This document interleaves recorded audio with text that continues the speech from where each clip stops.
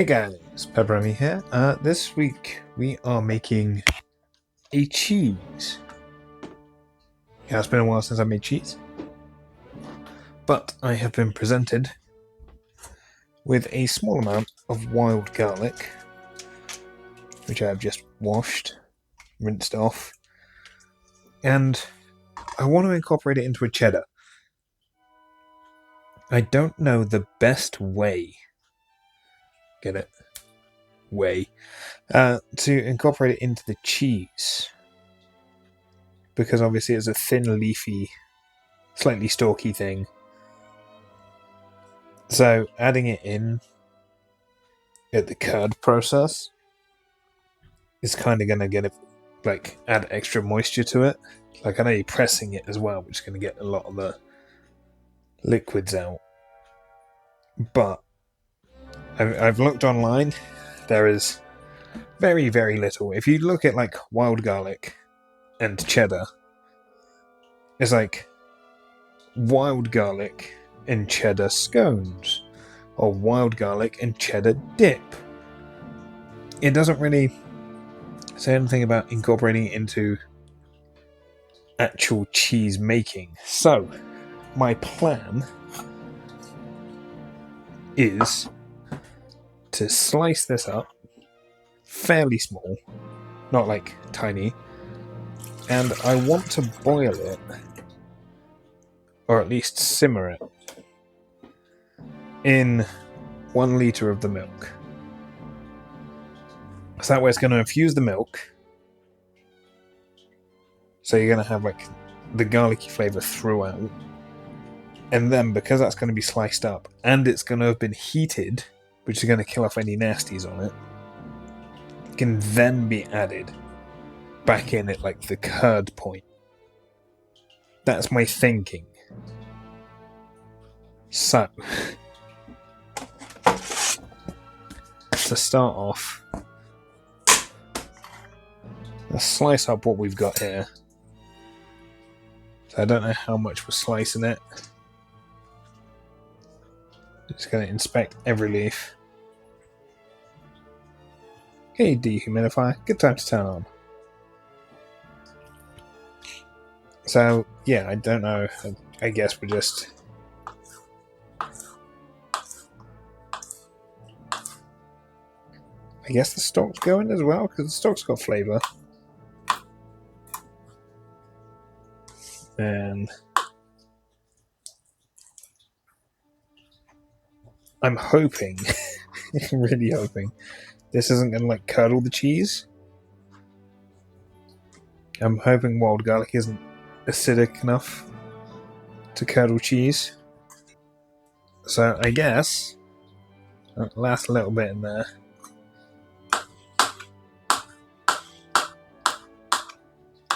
So yeah, the plan is, once this is all done, filter that out, put it back into the cheese, or the milk that's going to be the cheese. And then, yeah, we go from there, I guess. So, I'll be back once that has done something, I guess. Right, so I have done a little googly Google just on making sure stuff like botulism is dead.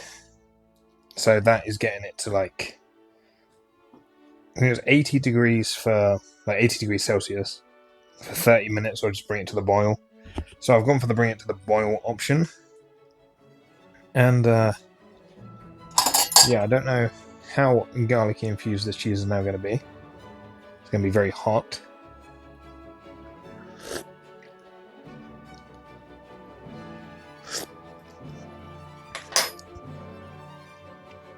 Yeah, it's quite garlicky. I'll give it that. Now, obviously, we're going to dilute it with another 7 litres of milk. So it might go from a very garlicky to a subtle garlicky. Just empty out the rest of that water.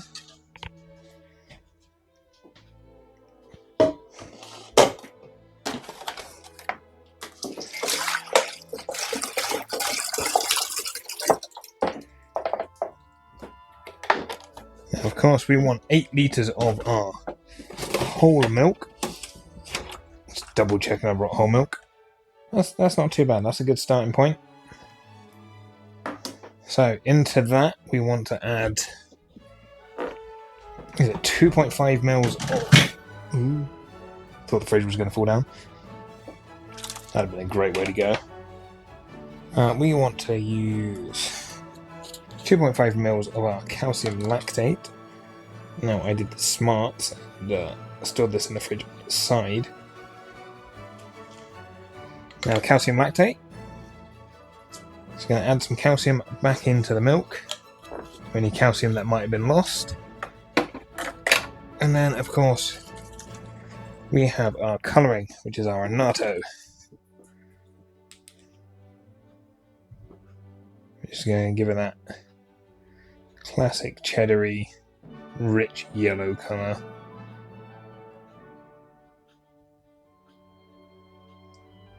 You can make this as yellow as you want. I have quite a yellow one, just for a bit of contrast. Just kind of nice swirling around there. We give that a good mix. Get a nice... Okay, we're going very yellow apparently.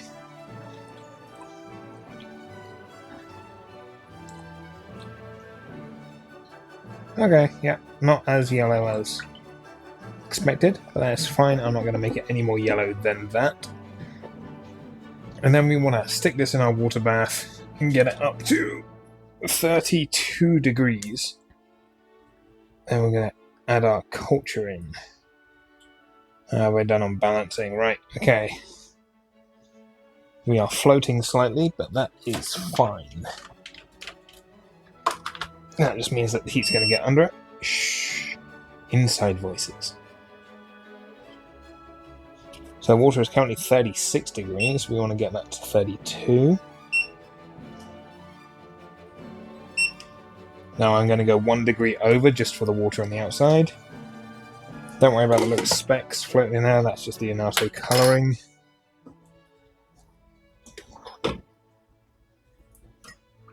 And carefully...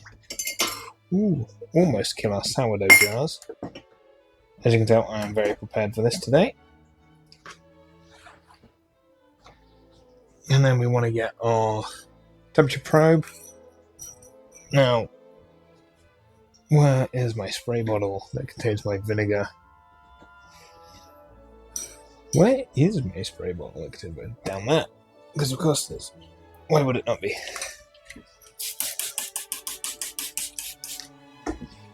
So now, just sanitizing this with vinegar and then wiping it off. That's going to kill anything funky on the probe. And because we've wiped it off, it's not going to pre-curdle the milk.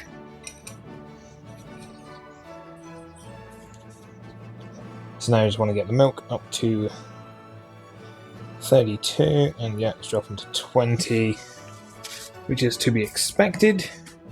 Alright, we are back. The dehumidifier, of course, has just kicked on. Now, between doing this, I have looked through one of my many cheese books, and I've come across the Sage Cheddar. Now, for this, it says take a handful of fresh sage, chop it finely, add this to a cup of boiling water, simmer for 10 to 15 minutes, strain the sage and add the cooled sage water to the milk after it is ripened, but before adding the rennet. Now, what I'm going to do is I'm going to add in the garlic now, because this is ripened. An hour ago I added in the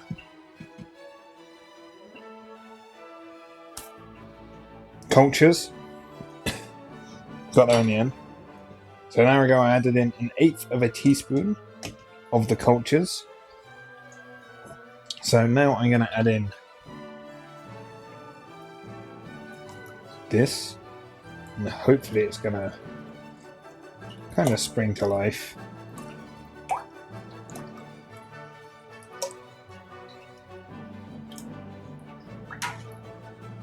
Hopefully you don't have any big chunky chunks of it. So using the big boy words again.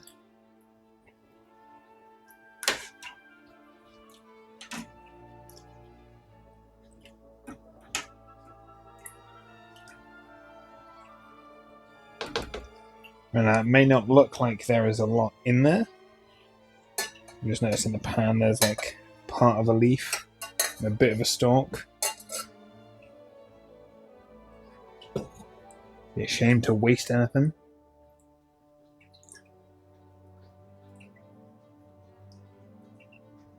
Here we go. Right, so that is in there. And then we are going to give this mix with our... This is 2.5 mils of rennet in with 60 mils or so of water. And then we're going to give this a quick mix. We're going to hold it at 32/33 for the next 45 minutes until this has done its thing. I'm just going to mix that through. And you want to counter stir to try and stop the movement.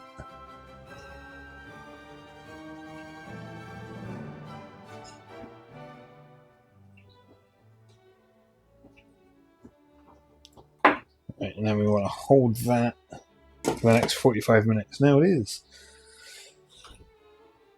already 20 past 9. So, yeah, around 10 o'clock, we'll be ready to cut the curds. And hopefully, following a sage cheddar is going to help. Now, Making Your Own Cheese by Paul Peacock. Good book, do recommend. If you are in the market for making your own cheese.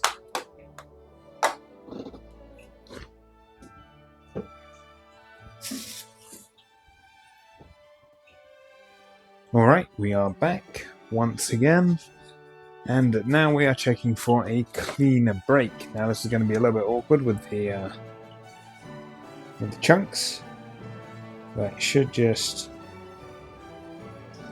put that in, pull it up.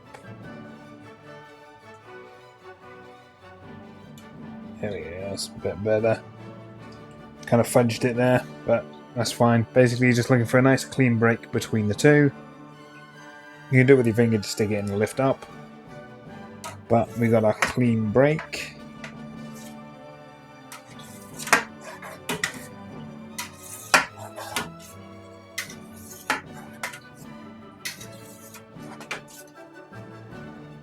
Yeah, where did that first cut go in? About there.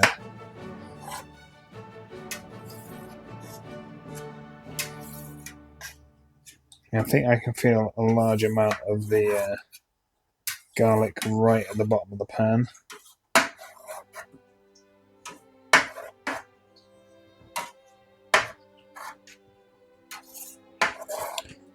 I'm just roughly cutting this.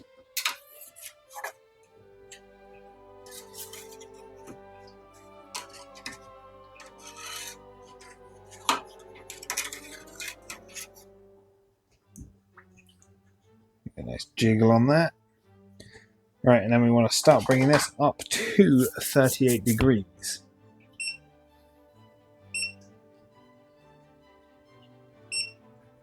Now I'm going to set that to... set it to 40 just so it heats the water a little bit quicker. But that's going to do that for now. And then once that's up to 40, we should, well, 38, we should be looking good. Okay, we are back. The cheese has been up to temperature, held at temperature, and stirred. And we have this lovely, lovely chunks of curds. Now we're going to drain this.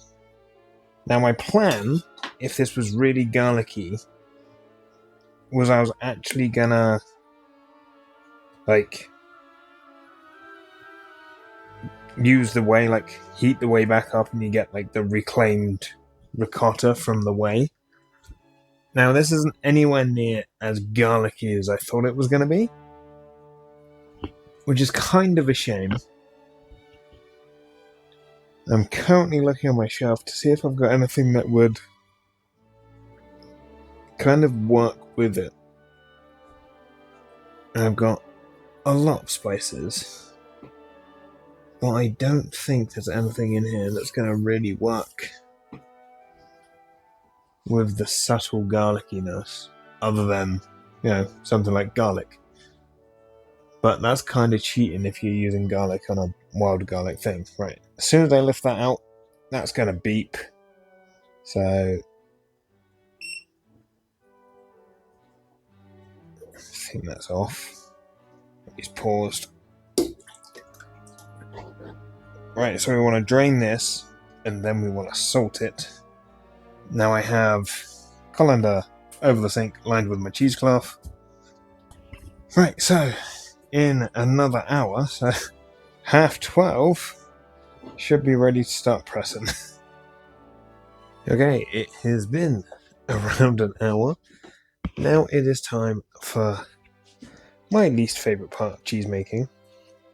The part that gives me the most amount of anxiety. Trying to get this into that is genuinely the most stressful part that I find in cheese making. Right, let's give some of this a go.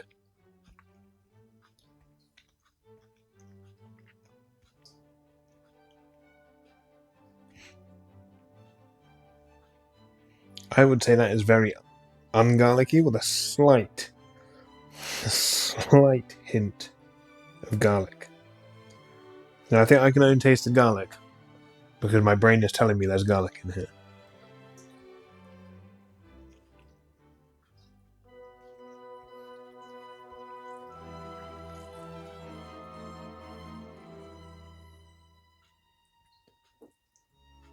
Like, if I get a bit of actual bit of garlic in it.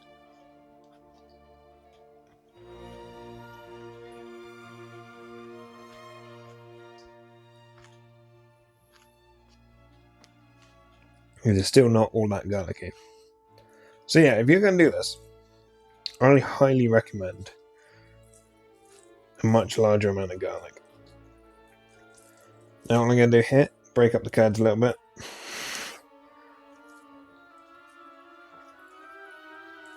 So I'm still kind of tempted to just cheat and put some actual garlic, like garlic powder into it, or garlic salt, but we're not going to do that. We're going to leave it as is. We're going to face what we have made here, and that is a not so garlicky wild garlic cheese.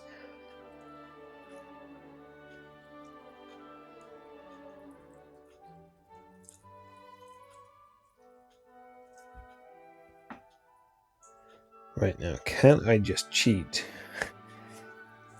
and try my best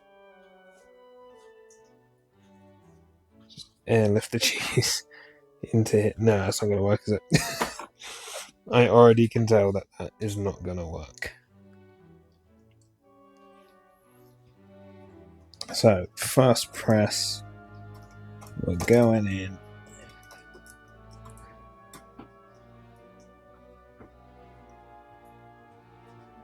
So we're just going to go level with the top. Let's try and get some even weight in.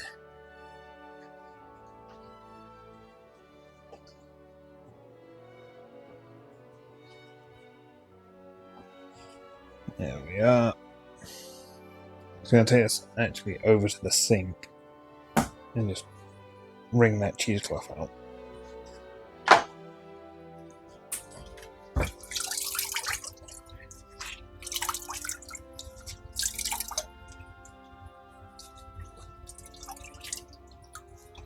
Yeah, that was a horrendous amount of weight in that.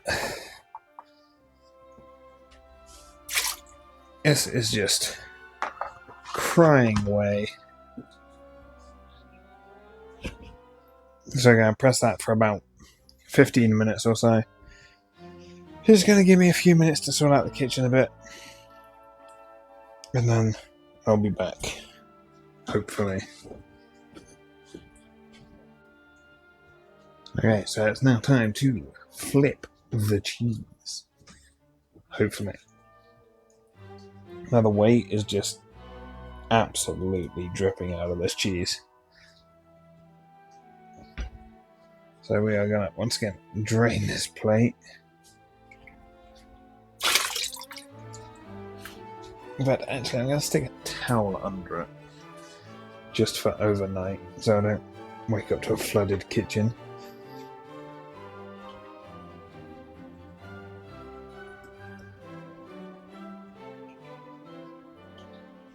Right, we are that way.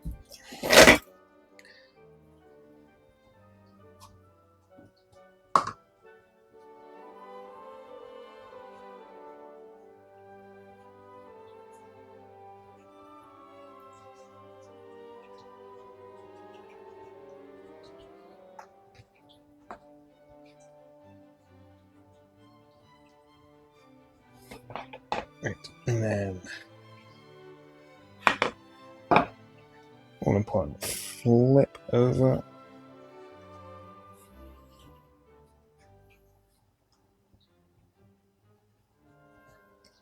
See, now it looks like quite a nice cheese. And I'm going to assume it's going to be a very nice cheese. Yes, one that I'm going to have to watch closely, because it does have that garlic in it. The wild garlic.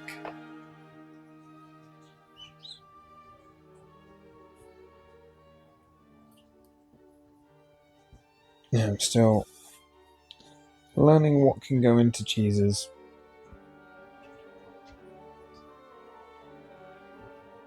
Because with the sage cheese recipe, it doesn't actually say to put the sage in the cheese.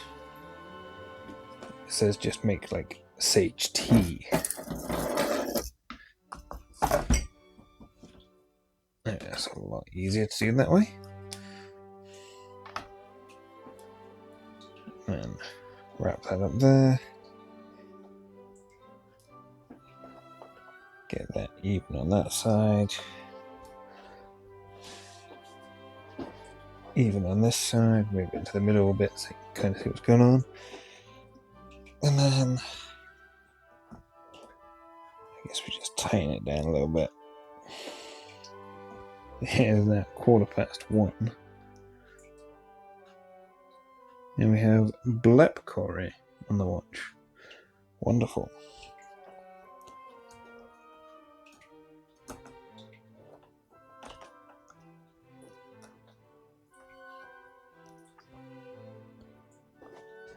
Right, so we're going to get it so the coils are just a bit off of touching. So I could go down a little bit more, I think.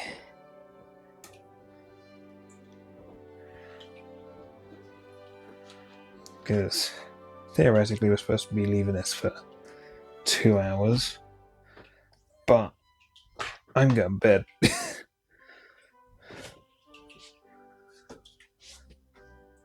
So that's going to be just press into the morning, and then when we get up in the morning, just do the old flip on it again, put more pressure on it, and then leave it for another 8 or so hours.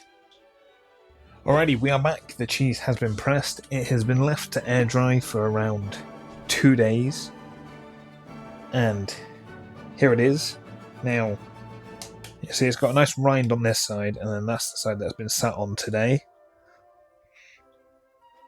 It smells good. Not as garlicky as I was hoping. But I did want to give it a good full dry because of the fresh garlic side of it, so I wanted to make sure it was nice and dry. But it is now time for vac sealing and aging, where it shall age for about 2 months or so. Maybe a month, I'm not sure. I'm going to have to monitor it. Dig out the old vac sealer. I have a new one currently waiting to be purchased, because this one's getting a little bit old. The seal's not working on it so good. And it is a little bit bulky, but it's good. It's good. It works for now. Right, do we have backfill bags that this is going to fit in? Not in that drawer.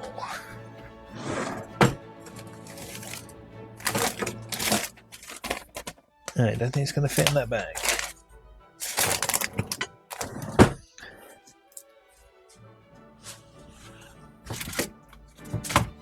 So I guess. Right, so we're starting a new roll. That's kind of exciting. Yeah, so I've got my seal on the side of the bag. Seal only.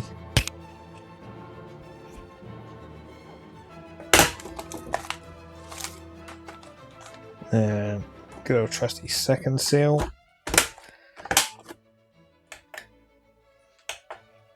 I'll wait for it to cool down slightly.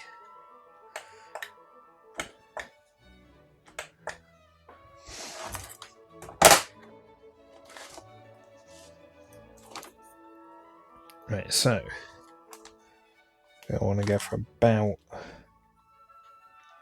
there-ish. I think maybe a bit longer.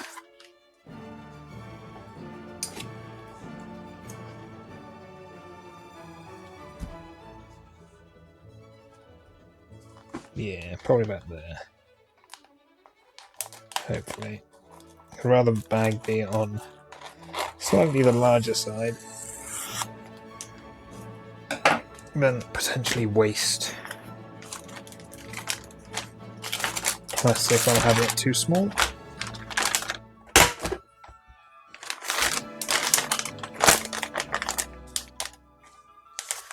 Right.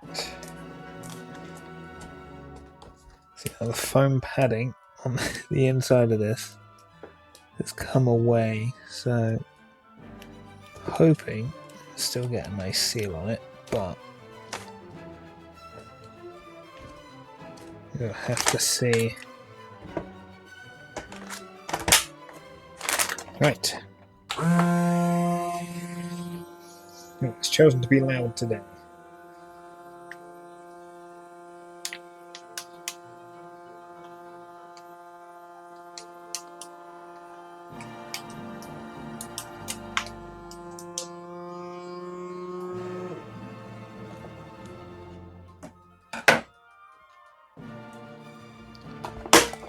Actually kind of impressed that that sealed first time. See, it's times like this where it knows that it's potentially going to get replaced. It actually works. Which is good and kind of annoying at the same time.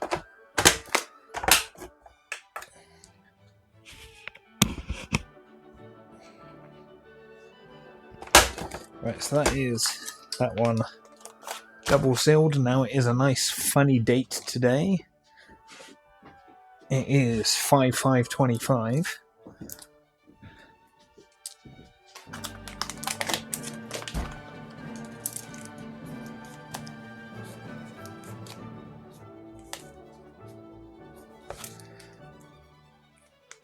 But yeah, this cheese gets to go and get aged in the fridge.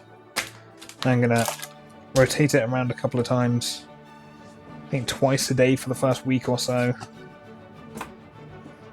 Check the moisture, see if it's expelling any whey or anything. And then, yeah, in around a month or so, maybe 2, give this bad boy a taste. Anyway, as always, if you like what you saw, let me know down below with a like and a comment. If you're indeed new here, feel free to subscribe for free weekly cooking content. And if you have any cheese flavours you want me to try in the future, let me know as well, because I like to try and go on the weird side of things. But I will see you all again next week. Thanks for watching.